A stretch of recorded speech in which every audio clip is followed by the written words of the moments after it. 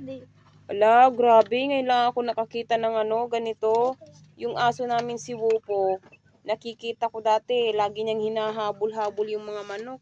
Ngayon po, ayan mayroon manok na laging dito sa bahay.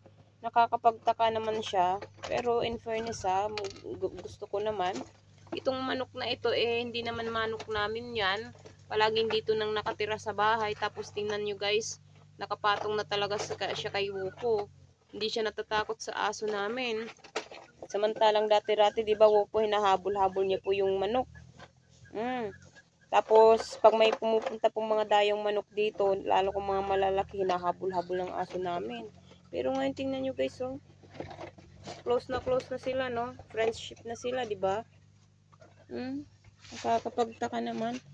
In fairness. Basta okay lang kung di ba? Nihabol yan, ma.